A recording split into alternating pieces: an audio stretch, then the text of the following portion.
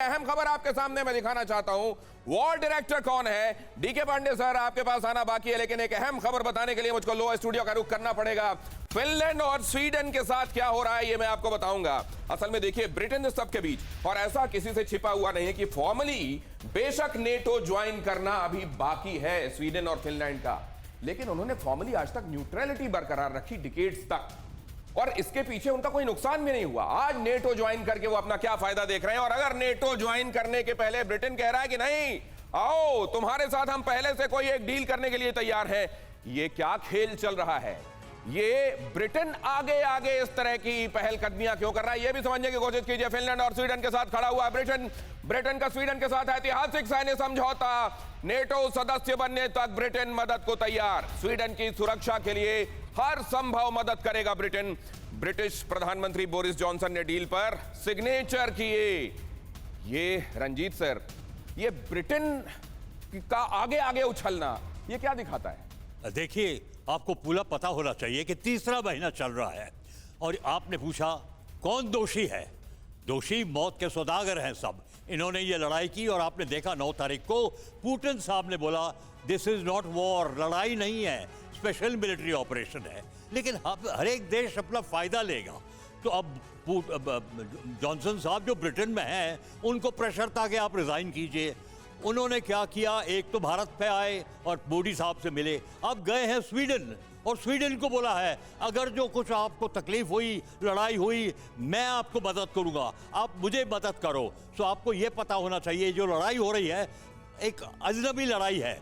Waste eastern Ukraine में लड़ाई हो रही है। आपने बिल्कुल दिखाया मॉरिपोल में क्या हो रहा है, ढकेल रहे हैं वापस, वहाँ स्टील प्लांट से वापस ढकेल रहे हैं रशियन को। मॉरिपोल को ले लिया है, अच्छा क्रीमिया तो ले लिया था, खेरसोन तो ले लिया था, डॉनबॉस में फायदा है, लेकिन ओडेसा अभी फंसा हुआ है। अभी तक ओडेसा नहीं ले सके। और वहां मिसेस बाइडेन गई थी, मिसेस बाइडेन प्रेसिडेंट वाइफ गई थी यूक्रेन में। अहम ये होता है तो ब्रिटेन भी फायदा लेगा अपना, जो कुछ फायदा लेगा। मैं आपकी बातों को सर एक कदम और आगे ले जाना चाहता हूं। आशीष कुमार सिंह हमारे डिफेंस एडिटर वहां पहुंचे हुए हैं। वो इस समय यही देख रहे हैं कि नेटो की तरफ से क्या एक्टिविटीज हो रही हैं, उनका क्या रिपरकशन हो सकता है। जरा समझने की कोशिश करते हैं, आशीष के पास चलते हैं। आशीष, जरा मुझे यह बताइए कि यहां पर लोगों का भी मन टटोला जा रहा है। जैसे स्वीडन और फिनलैंड में हम ये भी देख रहे हैं कि वहां सर्वेस कराए गए, लोगों का सर्वे सामने रखा गया कि देखिए हमारे देश की जनता तो ये चाहती है। देश की जनता से पूछकर ये सर्वे हर साल कराए जाते रहे क्या, या अभी ये टाइमिंग इन सर्वेस की कुछ कहती है?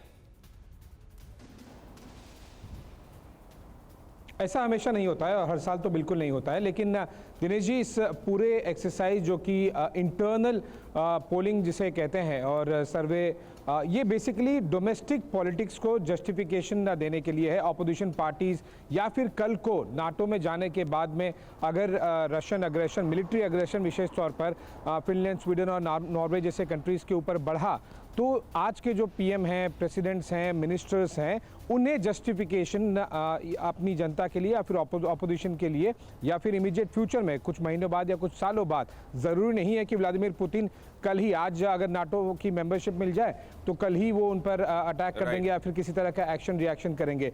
आगे जस्टिफिकेशन डोमेस्टिक पॉलिटिक्स के लिए, लेकिन इसके जो रेपरकशंस होंगे, इम्पैक्ट होगा, ये बहुत लंबा होगा। और इसमें मुझे एक सेंटेंस याद आता है जो ब्रिटिश डिफेंस मिनिस्टर का जब मैंने इंटरव्यू किया था 15 दिन पहले, तो उन्होंने एक लाइन कही थी कि व्लादिमीर पुतिन ने और आज के रशिया ने नाटो को एक बार फिर से जगा दिया है अगले 50 सालों के लिए। क्या नेटो को जगा दिया है? जर्मनी अब भी कह रहा है नहीं, जर्मनी, फ्रांस, इटली, देखिए अब भी वो उनको रूस की गैस और उनका ईंधन ज्यादा प्यारा है। वो उनकी तरफ से एक रेटरिक है जो वो दोहरा रहे हैं। लेकिन एक बात मैं आपसे आशीष जरूर जानना चाहूंगा, मैं जानना चाहूंगा कि ये 4000 के बजाय 40,000 का डिप्लॉयमेंट जो अब हो गया है रूस के बॉर्डर के आसपास इन तमाम कंट्रीज पर, क्या ये काफी लगता है? क्या नेटो वाकई इतनी बड़ी, इतनी फॉर्मिडेबल फोर्स है रूस के खिलाफ? ये जरूर समझना चाहूंगा। लेकिन उससे पहले नेटो का सफर, ये नेटो के लिए जो होड़ लगी हुई आप देख रहे हैं, ये जरा देख लीजिए कि कब किस देश ने अप्लाई किया और उसको सदस्य कब बनाया गया। ऐसा नहीं है, यहां पर भी पूरा इसको एलीट क्लब दिखाने की पूरी तैयारी चलती है कि नहीं अप्लाई कर दीजिए फिर देखा जाएगा। और जब तक आप अप्लाई करेंगे, देखा जाएगा, वक्त चलेगा, तब तक आपके साथ यूक्रेन हो जाएगा। जरा मैं क्यों कह रहा हूं, जरा देखिए। नॉर्थ मैसेडोनिया ये सबसे ताजा बना हुआ सदस्य है। अप्लाई कब किया था? 2018 में, 2020 में सदस्यता लगी।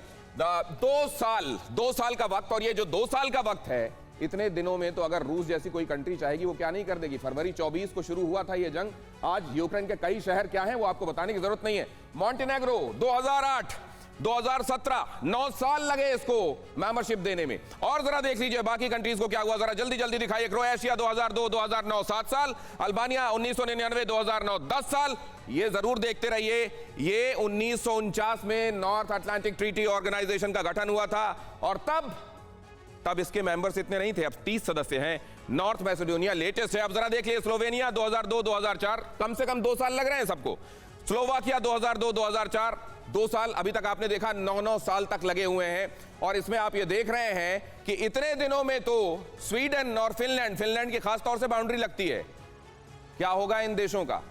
इनके यहां पर ये जो लोगों का मैंडेट कहकर यहां पर तैयारी हो रही है। अब ये कहा जा रहा है कि फिनलैंड में तो कम से कम थर्सडे को प्रेसिडेंट और फिर उसके बाद वहां की प्राइम मिनिस्टर संडे तक बता देंगे और हो सकता है कि मंडे तक फैसला हो जाए। 22 तारीख के पहले एप्लीकेशन तैयार हो जाएगी। मैं समझना चाहता हूं के सिन्हा साहब, इसका अंजाम क्या होगा? डीके सर, आपके पास इसके फौरन बाद आ रहा हूं। देखिए दिनेश जी, जो आपने दिखाया अभी उसके मैं थोड़ा नटशेल में एक चीज बताना चाहूंगा। 91 के बारे में आपको पता ही है, जब यूएसएसआर का विघटन हुआ। 99 से ये शुरू है, जब पोलैंड ज्वाइन किया, 3 देश ज्वाइन किए थे 99 में। उसके बाद 2004 में, और पुतिन साहब पूरे के पूरे आ गए थे, 7 देशों ने किया। उसके बाद हुआ 2009, 2013, 18, अब आ गया 20, 21 और 22 की। सर मैं तो एक सेकंड, बहुत इंपॉर्टेंट है आपके दर्शकों को समझने के लिए। जी क्विकली सर। देखिए 2021 पे आता हूं। 3 देश हैं उसमें, जॉर्जिया, यूक्रेन और हर्षागोविना, ये तीनों ज्वाइन नहीं कर चुके।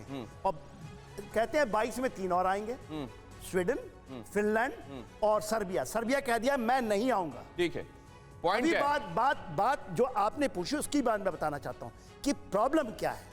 नाटो में जैसे फिनलैंड आता, 13,000 किलोमीटर का बॉर्डर डिफेंस, 12,000 उनकी फौज की संख्या है, 12,000, और 13,000 किलोमीटर की डिफेंड करने के लिए आर्टिकल 5 में नाटो को करना पड़ेगा। अभी यहीं पर एक सवाल मैं आपसे जानना चाहता हूं सर। डीके पांडे सर, मैं आपके पास ये सवाल लेकर आना चाहता हूं कि अगर सोलोमन आइलैंड में अगर चीन की प्रेजेंस अमेरिका को खटकने लगती है, उसको लगता है मेरी तरफ खतरा आ रहा है, तो यहां फिनलैंड को नेटो का सदस्य बनाने के बाद रूस पर क्या गुजरेगी, इसकी चिंता उसको है। परवाह देश की, सोमवार से शुक्रवार रात 10 बजे TV9 भारतवर्ष पर।